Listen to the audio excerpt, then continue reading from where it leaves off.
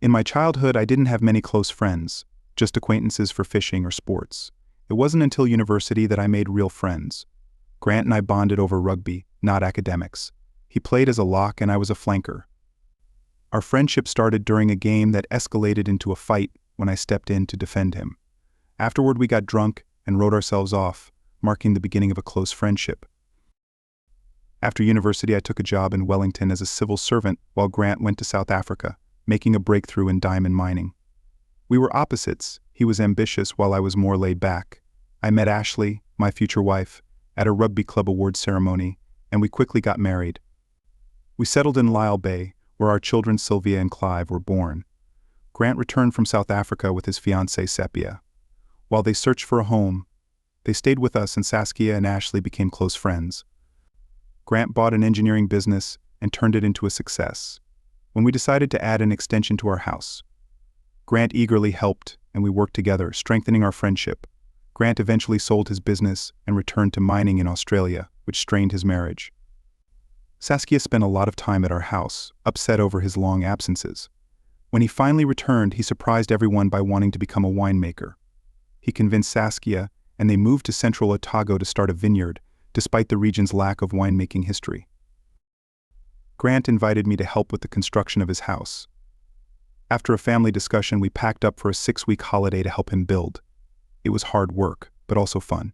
Over the next year, I returned several times to assist, and in the end, Grant built a massive, impressive house that stood out in the area. Large stone columns in the front and oversized doors led into a wide foyer. It could easily have been a house from a Hollywood movie.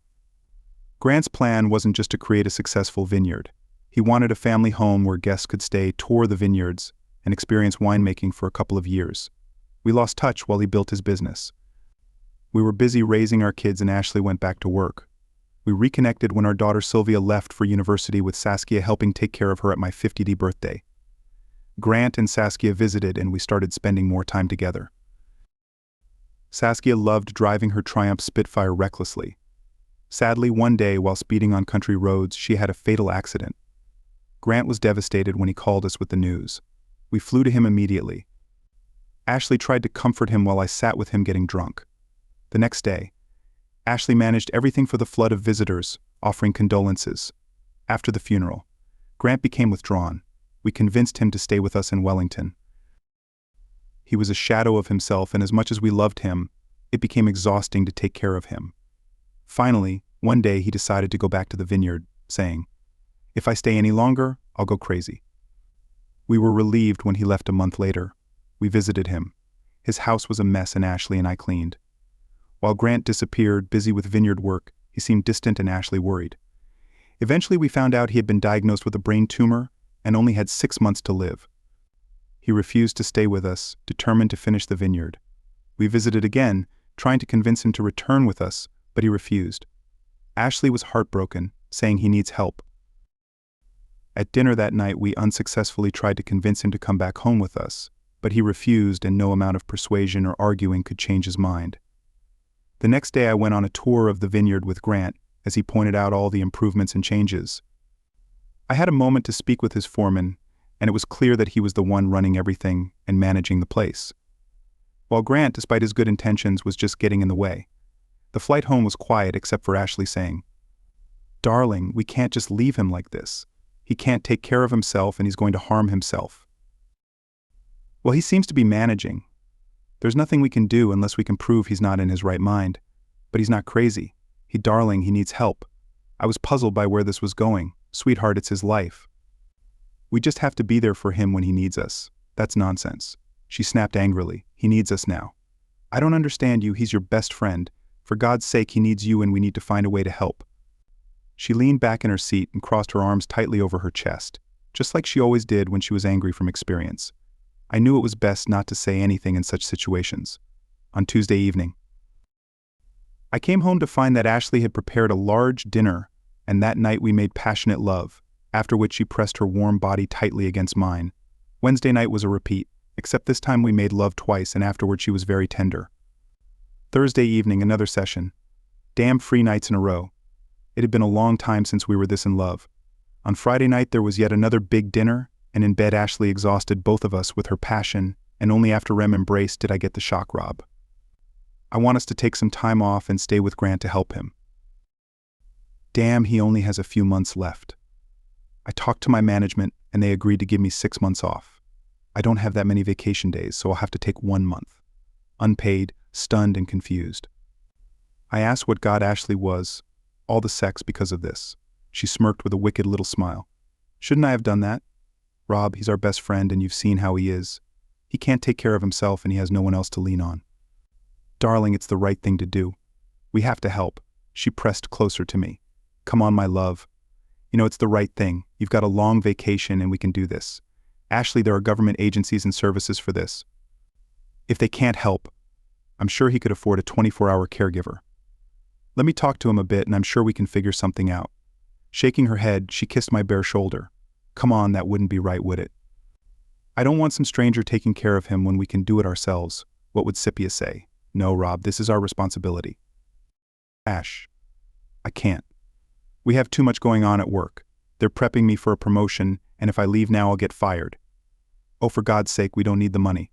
We're talking about our friend Darling. He's not expecting that from us. He's tough when he gets to the point where he can't take care of himself. Then we can start worrying. She shook her head and it was clear she was angry. Damn it. You're frustrating me. What happened to the caring, loving guy I married? Where did this cold, heartless version I'm living with come from? I understand you want to help Ash, but we just can't. The next few days were a bit frosty, but by the third day the passionate sex returned with double the intensity, and as the weekend approached, I was already feeling exhausted. On Friday night, everything came to light. After we made love and cuddled in postcoital bliss, she confronted me. Darling, I've decided that if you're not going to help, I'll go on my own. Ash, you can't. I need you here too. You know that. Damn it, you're a big boy. You can take care of yourself. He's dying for God's sake. He's going to be gone soon. Realizing I was fighting a losing battle and acknowledging that she was right, I asked, so how long are we talking, days or weeks? She wrapped her arms around my neck and kissed me on the lips. Well, I don't know how quickly he'll start to lose control or how long it'll take before he can't stay home alone. But I'll stay until they take him to the hospital. God, Ashley, you know this could take months. She nodded. I know, darling, but what else can I do? Leaning back, I whispered. Damn, Ashley, I don't know how long until you come home until the end. I think so you're not even going to come home for visits. The sad look in her eyes gave me the answer. Rob, you can come every weekend, or maybe every other weekend. You don't have to leave it all to me. The next morning we made love again before I drove her to the airport. Call me. I whispered as we hugged one last time. She kissed me gently, of course silly every night, and with that she was gone. At home I wandered around feeling lost, no matter how much I groaned about it. This would be the first time in our married life that we'd ever been apart. I mowed the lawns and thought about what to have for dinner. Well, one good thing, at least I could have whatever I wanted. I opened a beer and relaxed in the living room. Later that evening, Ashley called and Grant was crying on the phone. Thank you, buddy, damn, this means so much to me. Ashley took the phone again and whispered, Rob. He was so happy when he saw me. It was like he instantly brightened up. We did the right thing. He's more alive now than I've seen him in a long time. During the first week the calls were regular and she begged me to come for the weekend, but with my work I couldn't make it. I had to work on Saturday too. The following week she called every night but no longer begged me to visit. The week after that, the calls became less frequent and felt forced, as if she was afraid to talk to me, and I sensed that something was off. By the end of the fourth week, I decided I needed to figure out what the hell was going on. I booked a flight for the weekend without saying anything, planning to surprise them as I approached Grant's house. It was a pleasant day in central Otago. All I hoped for was that his condition hadn't worsened too much and that Ashley was doing okay. When I pulled up in front of the house, I was struck by how well everything looked. The gardens were tidy, the lawns were trimmed, and the estate looked neat. Clearly Ashley had been very busy. I walked in loudly calling out, Ashley, are you here? She came out of the kitchen looking completely stunned. Rob, what are you doing here? Surprised by her indifference. I mumbled, Jesus, do I need an excuse to visit my wife? She hesitantly approached, hugging me, and her kiss melted away. All my fears, no, of course, not you sneaky devil, but you should have called. We could have picked you up from the airport and saved on the car rental. Grant came in from outside and his expression surprised me. He wasn't thrilled to see me, though he looked well, really well. "Hey, buddy," he said, extending his hand. I brushed his hand aside and we hugged the way only close male friends can. "Damn, you look good," I muttered. "Must be the good food." He laughed. Ash muttered, "I'll make some tea." I grabbed my bag and headed to the hallway. "I need to change. I guess we're staying in the main guest room as usual." Before driving off, I hissed Ashley, "I'm giving you a chance. If you're home in Wellington by Monday, I'll try to forget this madness ever happened. But if you're not there, I promise you right here and now our marriage is over and you can stay here as long as you like." I sped off, kicking up stones behind me as I accelerated silently, cursing for God's sake. They were living like husband and wife, sharing a bed and obviously having sex. When I got to the airport, it cost me a fortune to change my ticket. Once I got home, the reality of the situation hit me. My parting shot had been the offer to forgive her. But as I sat in the living room staring blankly into space, I wondered if she did come back. Could I actually forgive her? On Sunday afternoon, Ashley called me. "Rob, can we take a breath and talk? Please give me a chance to explain what happened." "Go ahead, explain. Tell me why my wife is having sex with another man. Tell me why you're living with him like husband and wife while I'm here alone." "Darling." It's not like that. I cut her off before she could continue. "Oh, it's not. You're not sharing a bed." There was a pregnant pause. "Yes, we're sharing a bed, but it's not what you think. You're not having sex." Silence returned and we listened to each other's breathing before she raped softly. "Yes, we're having sex," but I interrupted again. "Then it's exactly what I thought. You're living together." "Rob, please let me explain. He was so lonely and so sad. You know how much he loves Sepia. I didn't come here for this, it just happened." It all started with a comforting kiss, and then it spiraled out of control. "You can say that all you want. I made you an offer, and it still stands. If you're home tomorrow, I'm willing to try to forgive you." I heard her sigh. "Thank you, Rob. That's why I love you, but I can't not right now. You've seen how much better he is now that he has some small happiness in his life. I can't just leave him. Damn it, my love. He doesn't have long to live, and then I'll come home, and we can put all of this behind us." "I think you misunderstood me. This is the only offer. Ashley, I'm not going to wait. Either you're here tomorrow or I'm filing for divorce. That's it." She started sobbing. "Rob, he has no one. We're all he has." "You're wrong. All he has is you to me. He's already dead." "You don't mean that?" She snapped. "He's your best friend. You wouldn't abandon him when he needs you." "Ashley, listen to me. He's already dead to me. If you're not home tomorrow, I'll file for divorce. This isn't a threat. It's a promise. And what our marriage means less to you than this. Everything we've been through, you're just going to throw away 25 years. "No, not me. Ashley, that's on you, not me. If this is how it ends, it'll be your burden to carry, not mine." All I could hear were her sobs. "What were you thinking, Ashley? Jesus, what the hell were you thinking?" She broke down in hysterics. "I don't know, Rob. I just wanted to make his last days happy. I just wanted to bring him some joy in his final days. Come home and we can try to get through this. I promise I'll try to forgive." "I'm sorry, Rob, but I can't do that. I hope you can forgive me because I love you and can't imagine my life without you." "Well, you'd better get used to it because if you're not here tomorrow, we're definitely done." The next few days passed slowly. Work was impossible. I was wasting time, but I fought through it. Sitting at home would have been worse. At night, the house felt cold and my life felt empty. Ashley called a few times and once she handed the phone to Grant, but the moment I heard his voice, I hung up. My daughter called to tell me how proud she was of her mom and that it was a selfless act to go and take care of him. God. She compared her to Mother Teresa or damn Florence Nightingale. I couldn't bring myself to tell her the truth, but she couldn't understand when I told her to shut up because I didn't want to hear it. But that wasn't the only thing she wanted to tell me. She had another surprise. She was engaged and wanted to know if we could make it to her party, which would be in a month.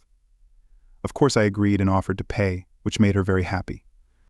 What didn't make her happy was when she asked what I thought about holding her engagement party at Grant's Vineyard.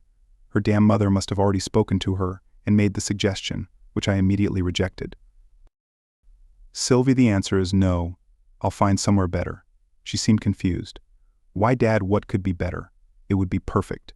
My anger caused me to snap. "Sylvie, if you hold it there, I won't be involved and I won't be paying for it." She seemed surprised, but it was Mom's idea. She said, "Uncle Grant could be there, do what you want. Sylvie, But if you plan it there, you'll be doing it without me." There was a pause. As she tried to gather her thoughts, she fell silent, saying she would talk to her mom and call me back.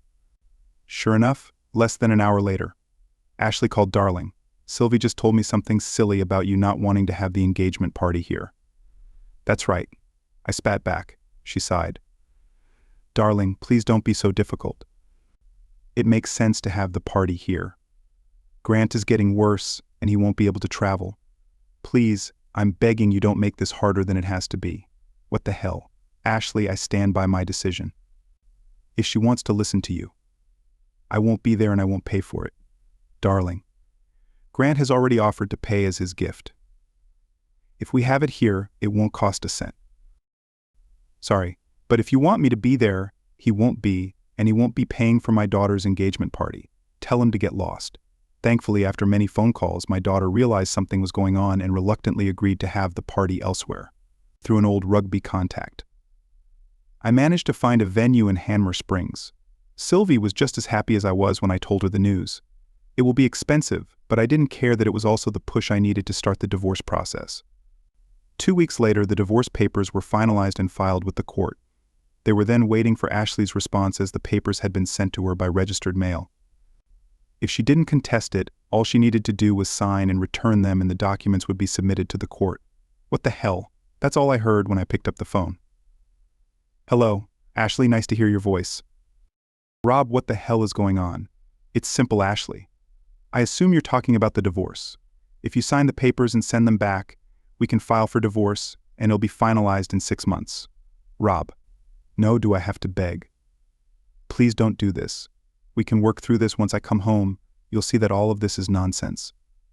"Oh, for God's sake. Ashley, don't be ridiculous. I'm not going to wait while you play house with that idiot. All I want is for you to sign the papers so we can both move on." "No, I refuse. I don't want this and I won't sign." "Darling, take your time. Sylvie's engagement party is in 6 weeks. Can't we at least wait until then?" "No, I won't wait. Everything has been filed with the court, and whether you can test it or not, we will be legally separated. You can fight the divorce, but when the judge finds out you've been living with another man for 3 months, I don't think you'll have much of a chance. I'm not living with him. I'm taking care of a dying friend. Nursing doesn't require sharing a bed or having sex. God, you can be a nasty bastard when you want to be. I spent most of my free time helping plan Sylvie's engagement, and everything was going well until she sent me the guest list, which included Grant's name. That led to another unpleasant call. When I informed her that he wasn't welcome, she cried when I laid out my rules, and yes, that led to yet another unpleasant call between Ashley and me. She accused me of being cruel, reminding me that Grant was Sylvie's godfather and had a right to be there. That was the last straw for me, and I snarled, "No, as long as he's sleeping with you. He's not welcome here." The engagement party was a big success for everyone except Ashley. She came, but alone for most of the evening. We sat at opposite ends of the table when the party really got going and the band started playing. Sylvie nudged me. "Dad, I don't know what's going on between you and Mom, but tonight you need to set it aside. I'm begging. You don't ruin my party." I hugged her, kissed her. "All right, sweetheart. I'll behave good, then go dance with Mom. She looks like she's carrying the weight of the world on her shoulders," she said. "Poor old Uncle Grant is very sick," as she pushed me. I walked across the room feeling like 1,000 eyes were on me. I held out my hand and led her to the dance floor. As we glided serenely across the floor, she melted in my arms. "Oh God, Rob, it feels so good to be in your arms. Thank you for asking me to dance." "Okay." "How are things?" I asked. "Fine, I guess. But Grant..." I cut her off. "I don't want to hear about him, and I don't even want to hear his name." She tensed at my angry response, but as we glided across the floor, she pressed closer to me and we continued dancing in silence. After a few songs, she sighed. "Rob, I want to talk to you. We need to clear things up, not tonight." Sylvie already growled at me. "If you're still here tomorrow, maybe we can find a quiet place to talk." She agreed. God, it felt so good to hold her in my arms. It just felt right. "Where are you staying for the night?" she asked. I glanced at her quickly. "At the Royal in town." "I could come and spend the night with you." She whispered, her teeth gently grazing my ear. "No thank you, Ashley. I don't sleep with other men's wives." "Rob, Please don't start. Is it so wrong to spend the night together? I love you and I want you. What's the matter? Is Grant so sick that he can't reach his climax? She pushed me away. You're a disgusting bastard. I just wanted to spend some time with you, but if you must know. Grant only has a few weeks left. Tell me where he'll be buried so I can come and piss on his grave. The cold, furious look she gave me could have frozen the fires of hell as promised. We met at the pub the next day. I had already ordered her a glass of wine by the time she walked in. I didn't stand when she approached the table. What do you want to talk about? Ashley, as I mentioned last night, Grant won't be around in a week or two. I wanted to ask if you would come and visit him. He wants to talk to you. Oh yeah, and which bedroom will I be staying in? Rob, please come. It's important you were his best friend. No, Ashley, he lost that right the night he got into bed with you. He's not my friend anymore, and no, I won't see him. You can tell him. I hope his death is slow and painful to make up for the pain I've felt over the past 6 months. A gloomy expression spread across her face. Please, Rob, just give him a chance. He needs to talk to you. Well, I don't want to hear anything from him now. Let's move on to something important. I want to put the house up for sale. We both need to find somewhere to live. Darling, that's part of what Grant wants to talk to you about. Please come and spend a few days at the vineyard and hear what he has to say. All I want is your agreement to sell the house. If you think you can buy out my share, we can settle. But if you can't come up with the money we need to sell, I've already had an agent appraise it, and they're ready to put it on the market. Rob, we don't have to do this at least.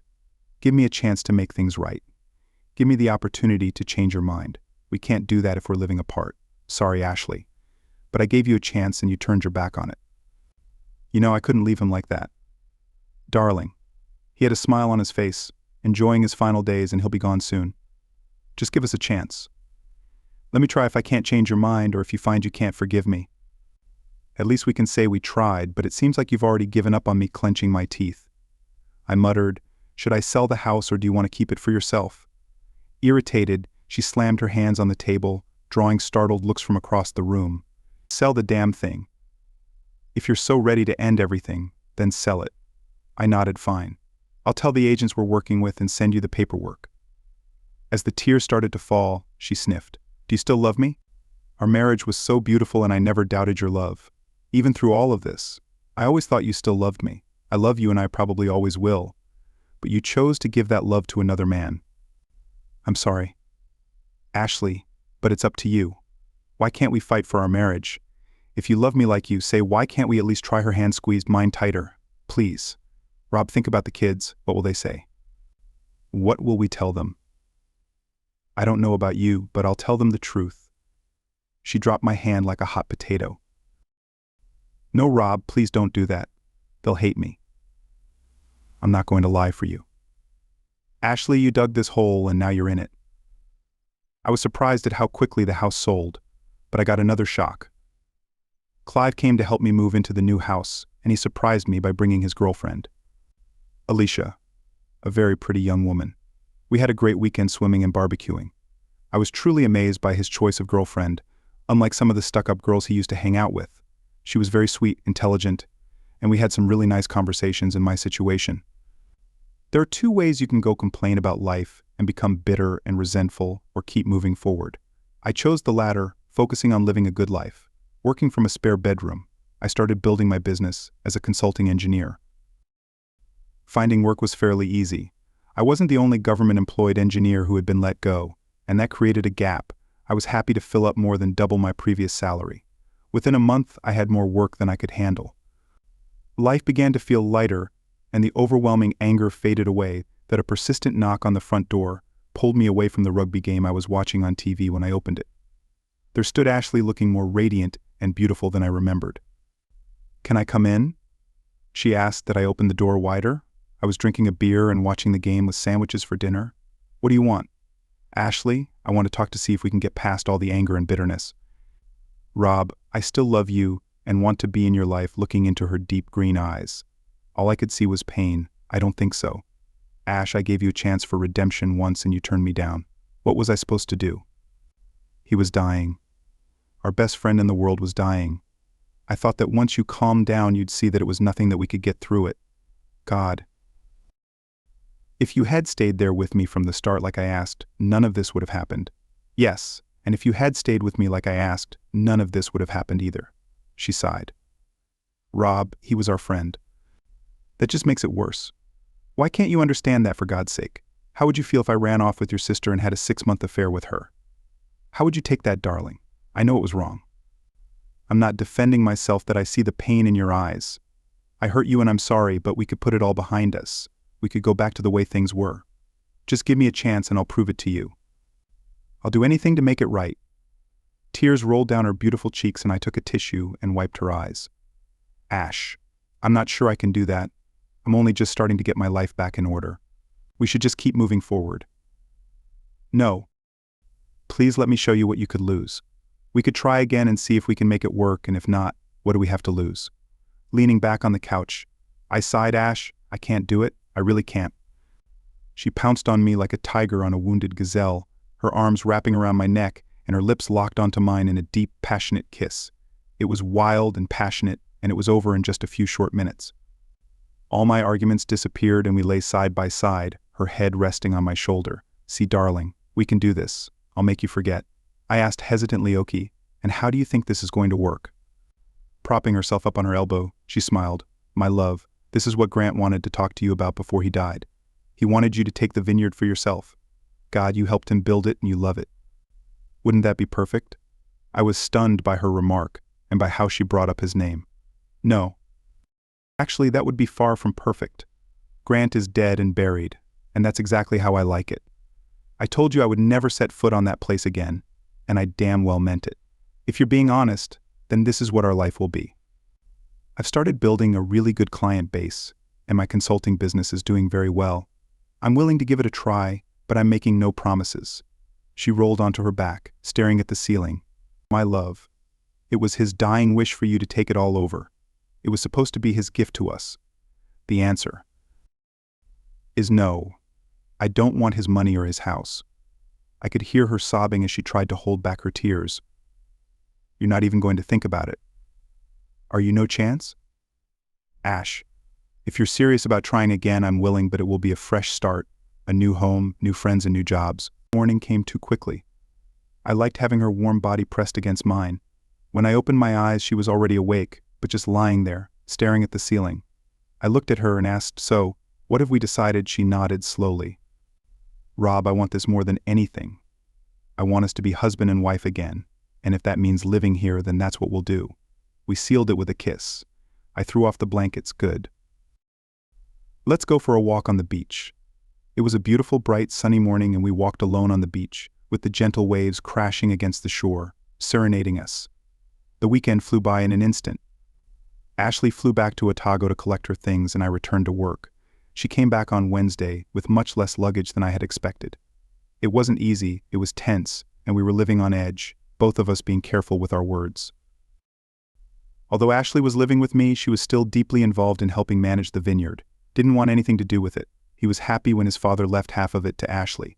It meant he could continue his studies, leaving everything in her hands. It sounds simple, but it infuriated me. I was tired of hearing her phone calls giving instructions about various aspects of managing the vineyard. I could see that her roots were still there, and it didn't take long for her to start subtly promoting it.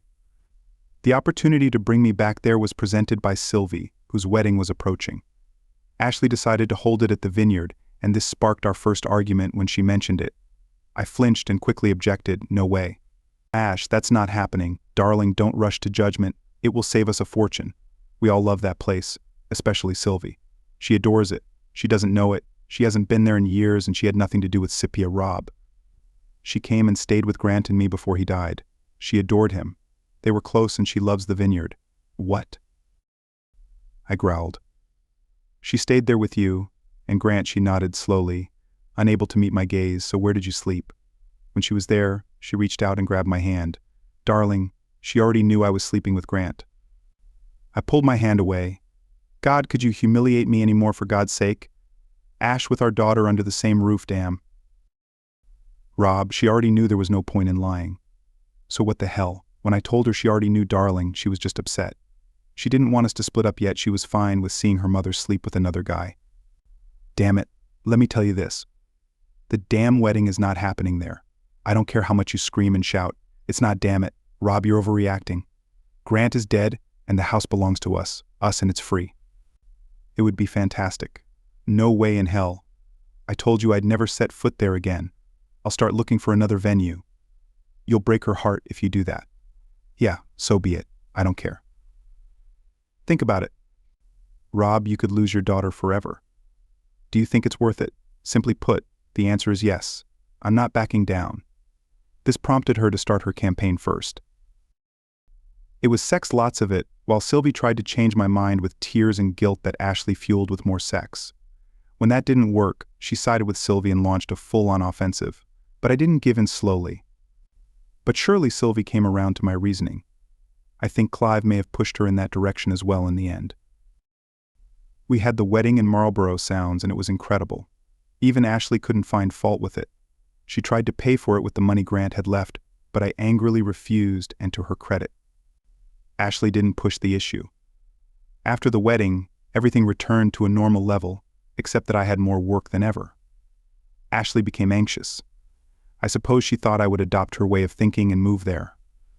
But with my business growing day by day and the amount of work I had organized, she could see her dreams slipping away.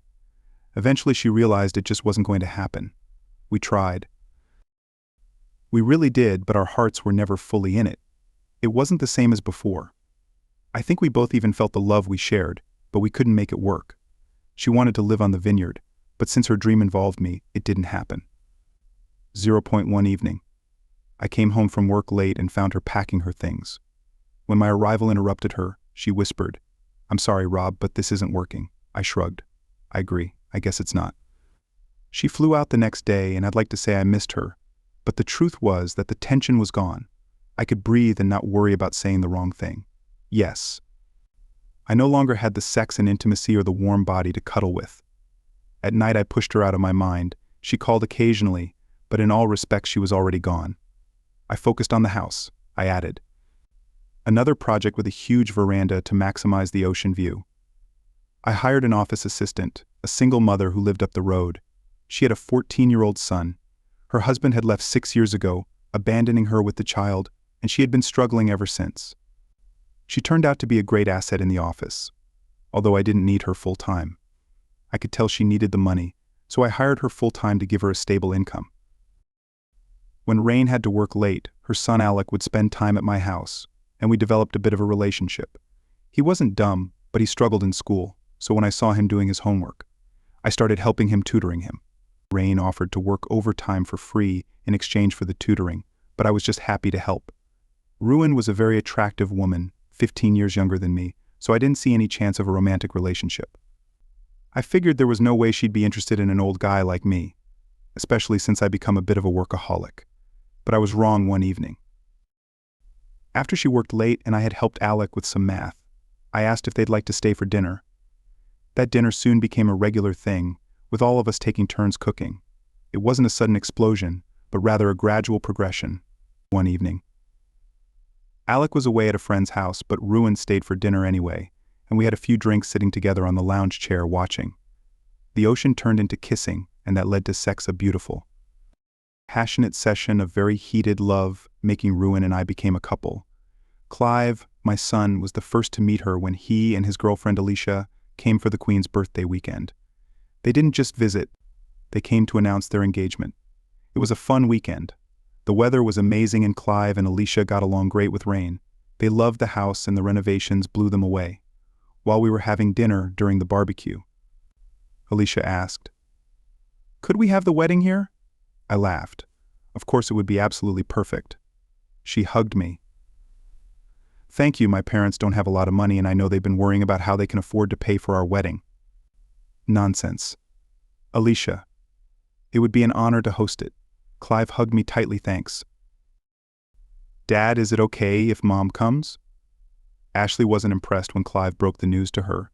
She kept trying to convince him to have the wedding at the vineyard, offering to pay for everything, but he stood firm in his refusal. After the decision was made, Rusa and Alicia, who had already become friends, worked out the details. I wasn't surprised when Ashley called me and asked who Ruin was.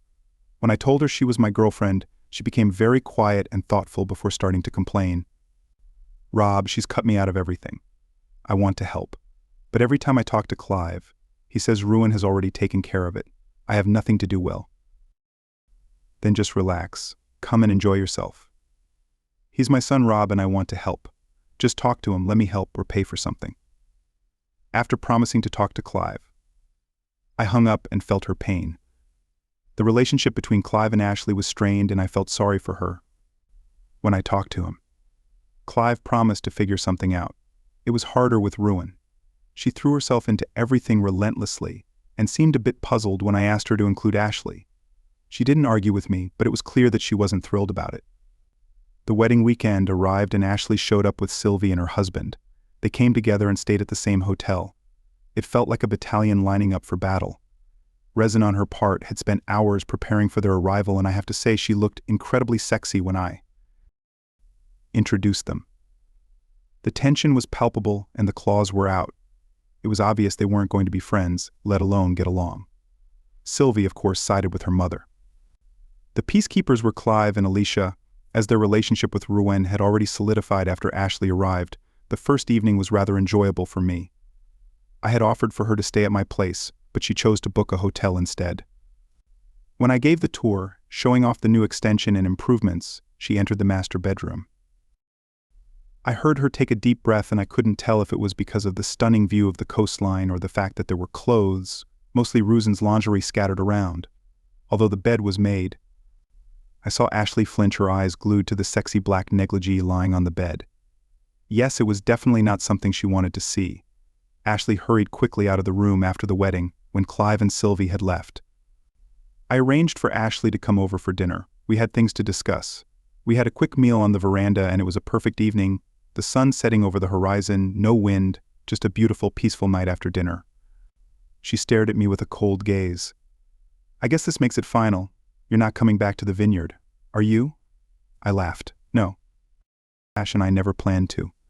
I regret how things turned out, she nodded, but not as much as I do. Rob, I can't apologize enough for what happened. I know you won't believe me, but I still love you and I still can't imagine my life without you. Until this weekend, I was hoping you would change your mind, that you'd realize we could still get everything back. It would just take a lot of love to push all of this out of our heads. I was hoping we could fall in love again and live out our days on the vineyard. Ash, I still love you and I'll always have feelings for you. We shared 25 years of memories and good times and those will always be with me. The bad news is that we tried and it didn't work. Yes. But Rob, we tried here in this house. It's not for me, it's not for us. Why don't we try at the vineyard if you could just put your anger aside, move on and let things take their course. Rob, you liked it there and you could have done everything your way. Imagine making it your own. That's what Grant wanted. She kept trying until the end. I laughed. It was so absurd you don't get it.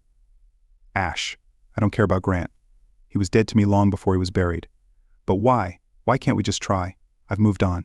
I gave you plenty of chances. Ash, I begged you to come home, but you chose him, putting him ahead of me.